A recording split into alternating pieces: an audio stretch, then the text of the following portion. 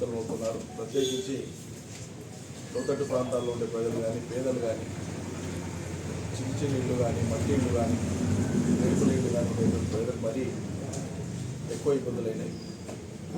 విపత్తులు సహజంగానే జరిగినప్పుడు, విపత్తు అంటేనే మానవ ప్రమేయం లేకుండా జరిగేటువంటిది, అందరం అర్థం చేసుకుంటాం. కానీ ఏ ప్రభుత్వాలున్నా విపత్తులు వచ్చినప్పుడు వాటిని ఎంత సమర్థవంతంగా ఎదుర్కొంటాము అనేటువంటిది ప్రభుత్వం యొక్క పాలనా దక్షతకు ఒక నిదర్శనం.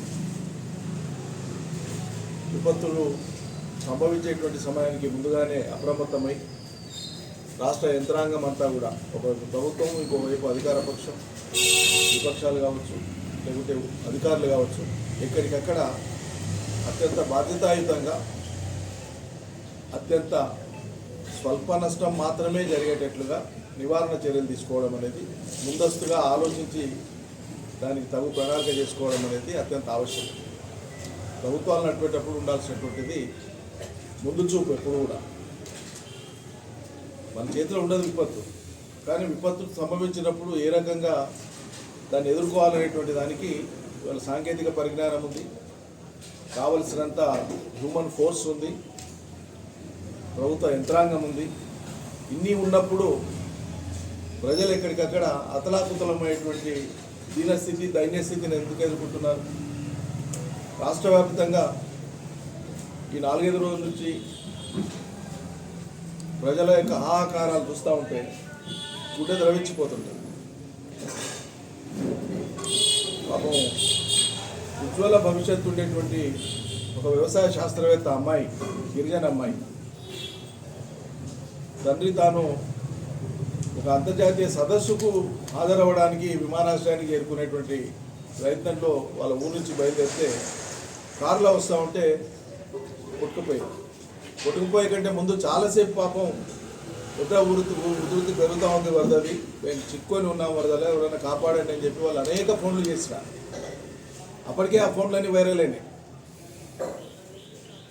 కానీ దురదృష్టం ఏంటంటే ప్రభుత్వ పరంగా నేను ఇంతకుముందు చెప్పింది అది ముందస్తుగా కొత్త మానవీయ దృక్పథంతో మనుషుల పట్ల అయ్యో ఏదో జరుగుతుంది, మనం ఏం చేయగలం అనేటువంటి ఆతృత కనిపిస్తే నష్ట నివారణ చాలా మేరకు అయ్యేటువంటి అవకాశం ఉంటుంది. కానీ అట్లా ఎన్ని నీట మునిగినాయి, మేటలు వేసినాయి, ఎన్ని ఇసుక మేటలు వేసినాయి, ఎన్ని పునరుద్ధరించుకోవచ్చు రైతులు, ఎన్ని పూర్తిగా దెబ్బతిన్నాయి, ఆ వివరాలు ప్రకటించాలి. వాళ్ళందరికీ కూడా ప్రభుత్వ పరంగా సహాయం అందించాలి. ఏం సహాయం అందిస్తారో మీరు ప్రకటించండి, మేము డిమాండ్ చేస్తలేం, కానీ సహాయం అయితే జరగాలి రైతాంగాన్ని. పంటకు సంబంధించినంత వరకు, అదేవిధంగా ప్రాణ నష్టానికి, ఆస్తి నష్టానికి, ప్రాణ నష్టానికి సంబంధించి మీరే ప్రకటించారు గతంలో. ఇప్పుడున్న మీ కాంగ్రెస్ ప్రభుత్వం ముఖ్యమంత్రి అప్పుడు మీ పార్టీ నాయకుడిగా ప్రకటించండి. దానికి కట్టుబడి ఉన్నారా లేదో చెప్పండి జనానికి. కట్టుబడి లేకపోతే క్షమాపణ చెప్పండి. బాబు నోటికి వచ్చినట్లు మాట్లాడినాము, అన్యబద్ధాలాగా అది కూడా మాట్లాడాము, ఇప్పుడు మా చేత కాదని చెప్పండి.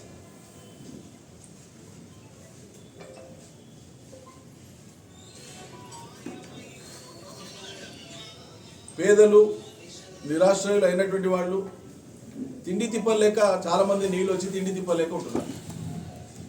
మామూలుగా మనం ఈ స్థితిని పేదల యొక్క లోతట్టు ప్రాంతాల్లో ఉండే పేదలు, ఇరుకు గల్లీలు ఉన్నటువంటి చోట చూస్తాం. విచిత్రం ఏంటంటే హైదరాబాద్ అవుట్స్కట్స్లో ఓ కాలనీ వాళ్ళు వచ్చి మేము 4 రోజులు అయింది బయటికి వెళ్ళడానికి కూడా అవకాశం లేదు, మాకు మొత్తం నీళ్లు చుట్టుకుంటాయని వాళ్ళు చెప్తున్నారు. సరే, దానికి కారణాలు ఏందో తర్వాత విశ్లేషించండి. ముందు వాళ్ళ కనీస అవసరాలు తీరాలి కదా, వాళ్ళకి భోజనమో మంచి చెడ్డను ఏదైనా చేయాలి కదా. నీట మునిగినటువంటి వాళ్ళు పాత్రలు మునిగిపోయి, ఇళ్ళు మునిగిపోయి, సామాన్లని నీట మునిగినాక వాళ్ళు వంట చేసుకునే అవకాశమే ఉండదు ఆడ.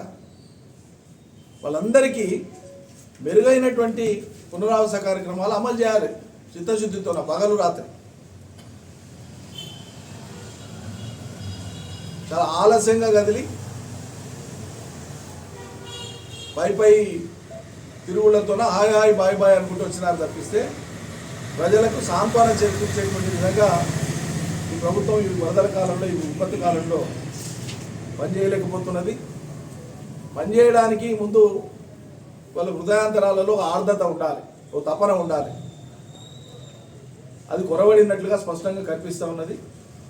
మరి ఏరి కోరి ప్రజలు తెచ్చుకున్నటువంటి రాష్ట్ర ప్రభుత్వం ఇట్లా వివరిస్తున్నందుకు ప్రజలే అలా చింతిస్తున్నారు.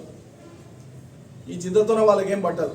ఎవడనే మనం చేసుకొని మాకు అధికారం ఉంది, ఇంకో 4 ఏళ్ళు ఇట్లా ఉంటాం. బై డిఫాల్ట్ వచ్చే పవర్ మీదనే కాంగ్రెస్ ఎప్పుడు ఆధారపడుతుంది. పోరాడి తెచ్చుకునేటువంటి పరిస్థితి వాళ్ళకి ఎప్పుడు ఉండదు. అవతలోడు ఫెయిల్ అయినప్పుడు వారి మీద అడిగినప్పుడు మాకు ఎట్లా వస్తాయి కదా అని ఎదురు చూసుకుంటుండే రకమే తప్ప ఒక గట్టి ప్రణాళికను అమలు చేస్తామని చెప్పి దాన్ని అమలు చేసి మళ్ళీ ఫలితం పొందడం మా వాళ్ళకి లేదు. ఎప్పుడు అన్ని వర్గాల ప్రజలు కూడా అతలాకుతలం అవుతున్నారు. ప్రత్యేకించి లోతట్టు ప్రాంతాల్లో ఉండే ప్రజలు కానీ, పేదలు కానీ, చిన్న ఇళ్ళు కానీ, మట్టి ఇళ్ళు కానీ, రేకుల ఇళ్ళు కానీ ఉండేటువంటి ప్రజలకు మరీ ఎక్కువ ఇబ్బందులైనాయి. విపత్తులు సహజంగానే జరిగినప్పుడు, విపత్తు అంటేనే మానవ ప్రమేయం లేకుండా జరిగేటువంటిది అందరం అర్థం చేసుకుంటాం. కానీ ఏ ప్రభుత్వాలు ఉన్నా విపత్తులు వచ్చినప్పుడు వాటిని ఎంత సమర్థవంతంగా ఎదుర్కొంటాము అనేటువంటిది ప్రభుత్వం యొక్క పాలనా దక్షతకు ఒక నిదర్శనం. విపత్తులు సంభవించేటువంటి సమయానికి ముందుగానే అప్రమత్తమై రాష్ట్ర యంత్రాంగం అంతా కూడా, ఒకవైపు ప్రభుత్వం, ఇంకోవైపు అధికార పక్షం, విపక్షాలు కావచ్చు, లేకపోతే అధికారులు కావచ్చు, ఎక్కడికక్కడ అత్యంత బాధ్యతాయుతంగా అత్యంత స్వల్ప నష్టం మాత్రమే జరిగేటట్లుగా నివారణ చర్యలు తీసుకోవడం అనేది, ముందస్తుగా ఆలోచించి దానికి తగు ప్రణాళిక చేసుకోవడం అనేది అత్యంత ఆవశ్యకం. ప్రభుత్వాలు నడిపేటప్పుడు ఉండాల్సినటువంటిది ముందు చూపు. ఎప్పుడు కూడా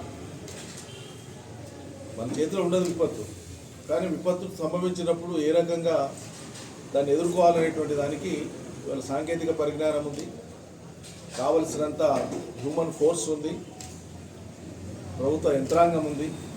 ఇన్ని ఉన్నప్పుడు ప్రజలు ఎక్కడికక్కడ అతలాకుతలమైనటువంటి దీనస్థితి, దైన్యస్థితిని ఎందుకు ఎదుర్కొంటున్నారు? రాష్ట్ర వ్యాప్తంగా ఈ 4-5 రోజుల నుంచి ప్రజల యొక్క హాహాకారాలు చూస్తూ ఉంటే గుడ్డె ద్రవించిపోతుంటారు. పాపం ఉజ్వల భవిష్యత్తు ఉండేటువంటి ఒక వ్యవసాయ శాస్త్రవేత్త అమ్మాయి, గిరిజన అమ్మాయి, తండ్రి తాను ఒక అంతర్జాతీయ సదస్సుకు హాజరవ్వడానికి విమానాశ్రయానికి చేరుకునేటువంటి ప్రయత్నంలో వాళ్ళ ఊరు నుంచి బయలుదేరితే కారులో వస్తూ ఉంటే కొట్టుకుపోయే కంటే ముందు చాలాసేపు పాపం ఉధృతి పెరుగుతూ ఉంది వరదది, మేము చిక్కుకొని ఉన్నాం వరదలో, ఎవరైనా కాపాడండి అని చెప్పి వాళ్ళు అనేక ఫోన్లు చేసిన. అప్పటికే ఆ ఫోన్లన్నీ వైరల్ అయినాయి. కానీ దురదృష్టం ఏంటంటే ప్రభుత్వ పరంగా నేను ఇంతకుముందు చెప్పింది అది ముందస్తుగా కొత్త మానవీయ దృక్పథంతో మనుషుల పట్ల అయ్యో ఏదో జరుగుతుంది, మనం ఏం చేయగలం అనేటువంటి ఆతృత కనిపిస్తే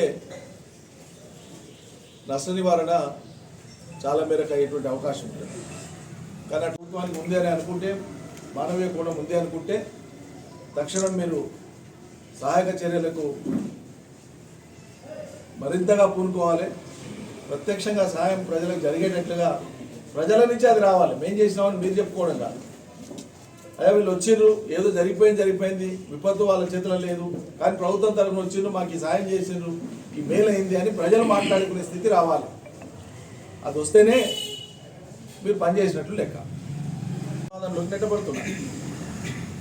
ఏది చేయగలమో, ఏది సాధ్యమో దాన్ని మాత్రమే మాట్లాడేటువంటి వాళ్ళు భవిష్యత్తు నిర్మాణం చేయగలరు. ఎప్పుడైనా సాధ్యమైందే చెప్పాలి. ఎప్పుడైనా రేవంత్ రెడ్డి కాంగ్రెస్ పార్టీ నాయకుడిగా ఉన్నప్పుడు, పిసిసి అధ్యక్షుడిగా ఉన్నప్పుడు, మా ప్రభుత్వం అధికారంలో ఉన్నప్పుడు ఏం డిమాండ్ చేసిండు మీరందరూ చూసిందే కదా. నిన్న మన వైరల్ కూడా అవుతుంది. 25 లక్షలు ఆయన డిమాండ్. నేను కోరుతలేను. ఇప్పుడు ఆయన విపక్షంలో ఉన్నప్పుడు కాంగ్రెస్ పార్టీ మాట్లాడిన మాట నేను గుర్తు చేస్తున్నాను. ప్రాణ నష్టం జరిగింది, దురదృష్టం మన చేతిలో జరిగింది. సరే, మీరు ఎంత బాధ్యులు ఎంత కాదు, మీ చర్యలు ఎంత మేరకు జాగ్రత్త ఉన్నాయి అది పక్కకు పెడతాం. ఆ కుటుంబానికి మీరు ప్రకటించిన ఎక్స్గ్రేష 5 లక్షలు. మరి సిగ్గు లేదా మీకు? ఇప్పుడు ఆయన 25 లక్షలు డిమాండ్ చేసి అలా 5 లక్షలు ప్రకటించడానికే సూటిగా అడుగుతున్నాం మేము. 25 లక్షలు ఇది నా డిమాండ్ కాదు. మీరు గతంలో చేసిన డిమాండ్ ఇలా మీరు ఎందుకు అమలు చేస్తలేరని నేను అడుగుతున్నా. ప్రభుత్వ పరంగా ఎంత సాధ్యమవుతుందో అంచనా వేసుకొని చెప్పిన వాడే విఘ్నుడు. మీరు డిమాండ్ చేసింది కాబట్టి మీ డిమాండ్ మీకు గుర్తు చేస్తుంది మేము ఇలా.